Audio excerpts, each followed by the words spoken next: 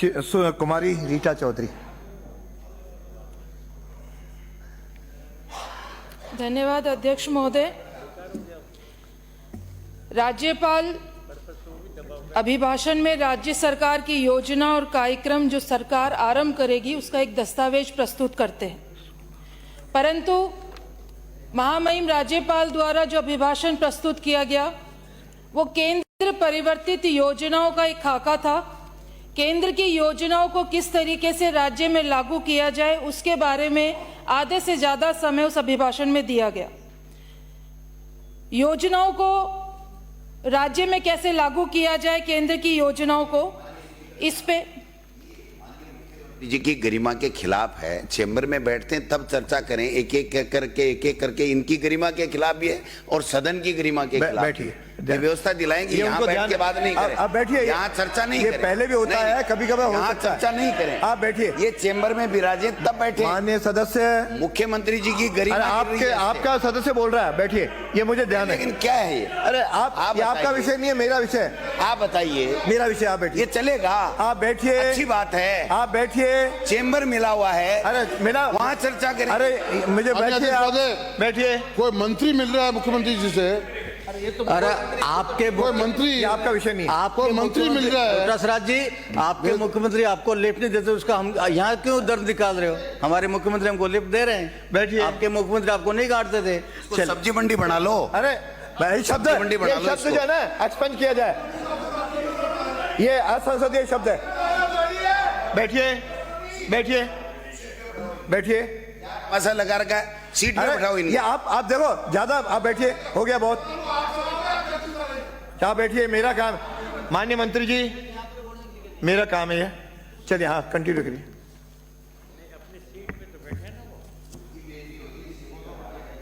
अध्यक्ष महोदय,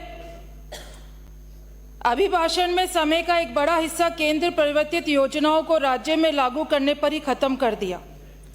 एक बार तो सदन में, विधानसभा के सदन में लग रहा था कि हम संसद के अंदर बैठे हैं।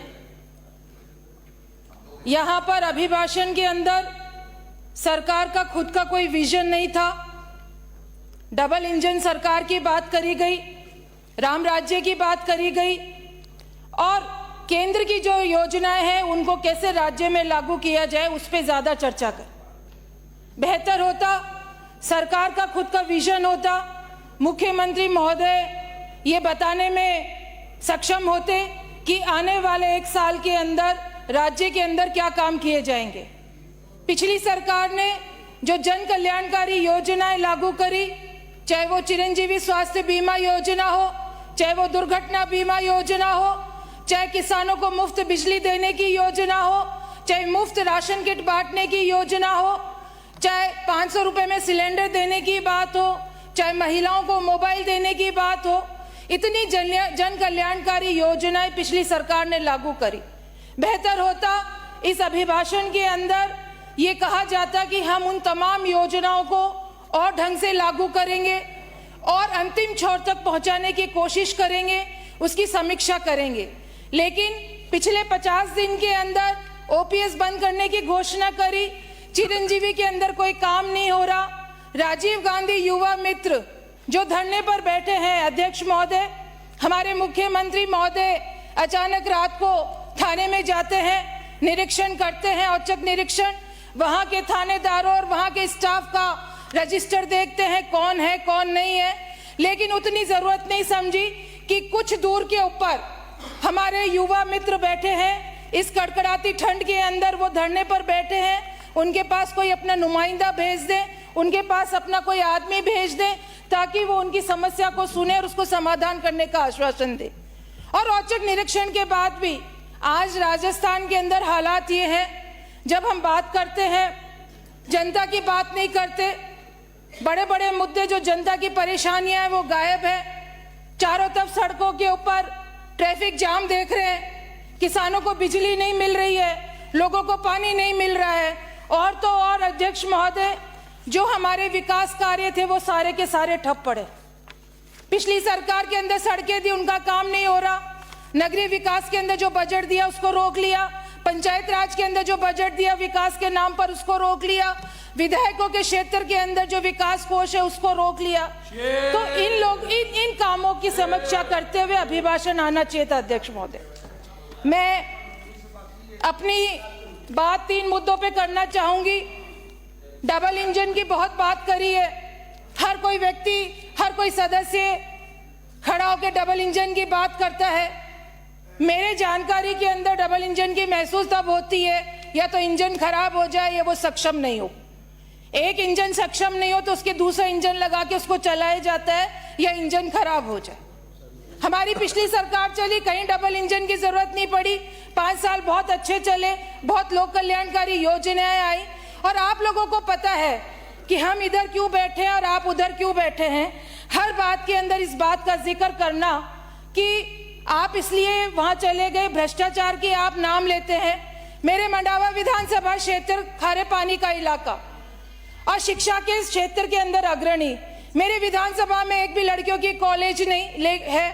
अगर मैं पिछले 5 साल के अंदर लड़कियों की कॉलेज वहां पर लेकर गई तो इसका मतलब मैंने भ्रष्टाचार करा।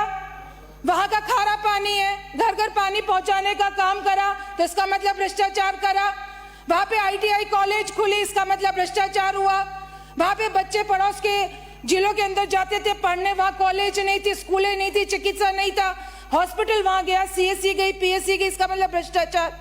कोई भी जन कल्याणकारी काम होता है उसकी सराहना करनी चाहिए अध्यक्ष महोदय। अभिभाषण को पढ़ा, बहुत भारी भरकम शब्द उसके अंदर आए, डबल इंजन, राम राज्य, अटल बिहारी जी की आपने जिक्र करा, जीते जी उनको पूछा नहीं, मरने के बाद उनको आप याद कर रहे हैं।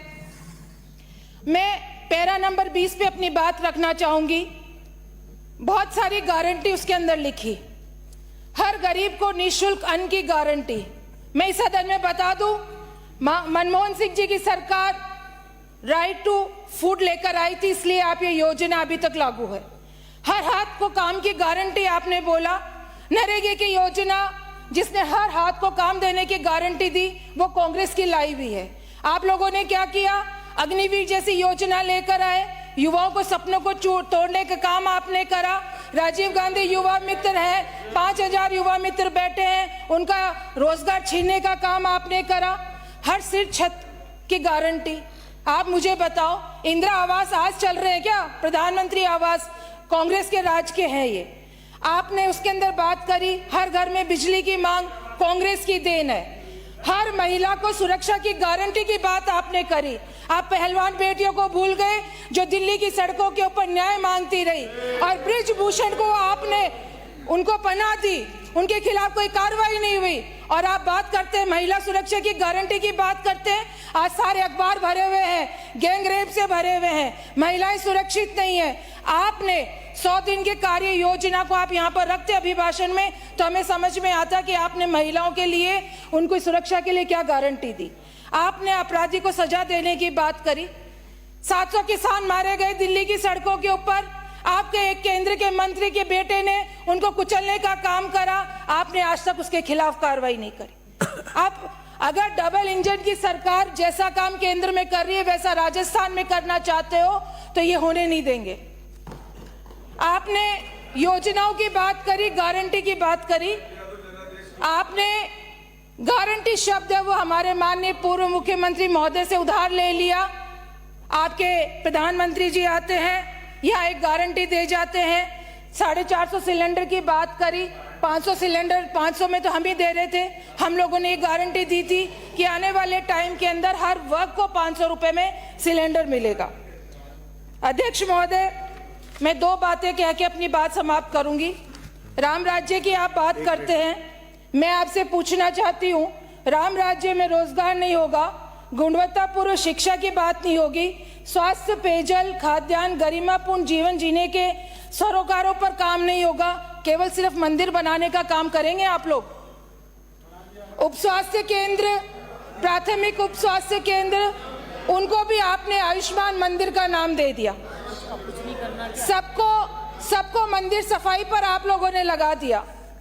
हिंदू राष्ट्र और हिंदुत्व की बात आप लोग करते हैं, हमें भी गर्व है हिंदू होने पर, लेकिन इतिहास गवाह है अध्यक्ष महोदय, जो भी कट्टरता की बात करता है जो देश कट्टरवाद के अंदर आता है वो कभी पनप नहीं सकता, कभी विकास की तरफ नहीं बढ़ सकता है। मैं 5 मिनट का समय चाहूंगी अध्यक्ष महोदय। आपको 10 मिनट पहले दिए चुके हैं आपके पार्टी ने। ऐसे समय पर मुझे एक बात याद आती है, आजादी के समय और आजादी के बाद विकास के अंदर इस देश के अंदर योगदान हर जाति ने दिया, हर लिंग ने दिया, हर प्रांत ने दिया और हर धर्म ने दिया। लेकिन हम एक धर्म की बात कर कर हम हमारे संविधान को नजरअंदाज कर रहे हैं। गुलजार ने अपने शब्दों में कहा, गुलाम थे तो हम सब हिंदुस्तानी थे, आजादी ने हम सबको हिंदू मुसलमान बना दिया। और जब शासन में उच्च स्तर पर बैठे व्यक्ति विचार विहीन हो जाता है तो वो अलग अलग बात करता है, लोगों को गुमराह करने की बात करता है। कभी वो 15 लाख रुपए देने की बात करता है, कभी 2 करोड़ रोजगार देने की बात करता है, कभी मंदिर बनाने की बात करता है। लेकिन मंदिर और मस्जिद और गुरुद्वारा वह स्थान है जहां मनुष्य मानव जाति की भलाई के बारे में बात करता है। अध्यक्ष महोदय, मैं 4 लाइन से अपनी बात खत्म करूंगी। अभिभाषण पे हमारी वरिष्ठ सदस्य अनीता जी बघेल ने बात करी और मैं हमेशा बहुत ध्यान से उनको सुनती हूँ क्योंकि वो डिबेट बहुत अच्छा बोलती है, बहुत जानकारी के साथ। लेकिन इस बार भी उन्होंने राम मंदिर से बाहर वो नहीं निकले। आपका भव्य मंदिर तो तैयार है राम, आपका भव्य मंदिर तो तैयार है राम, मगर मर्यादा आपकी तार तार है राम। जानकी इस आयोजन में कहीं नहीं है, जानकी इस आयोजन में कहीं नहीं है, इनका घर निकलना बरकरार है राम। हर तरफ बन रही है सोने की लंका, लंकापति विकास का ठेकेदार है राम। धर्म की ध्वजा है आसमान छू रही, धर्म की ध्वजा है आसमान छू रही, तुम्हारे भरोसे है 2024 का चुनाव प्रचार राम। बहुत बहुत धन्यवाद। 2014 के अंदर माननीय अध्यक्ष महोदय, वो श्री राम लाला का मंदिर है, छोटे लला का, वहाँ जानकी जी का काम नहीं है। 2014 का चुनाव बहुत बहुत अन्ना धन्यवाद हजारे माननीय के सदस्य नाम पर, श्री बाल 2G मुकुंदाचार्य। स्पेक्ट्रम के नाम पर आप लोगों ने लड़ा। 2019 का चुनाव शहीदों के नाम पर आपने माननीय लड़ा सदस्य- और 2024 का चुनाव आप राम मंदिर के नाम पर लड़ना चाहते हो। आपका कोई विजन नहीं है। बैठिए, धन्यवाद। अध्यक्ष महोदय।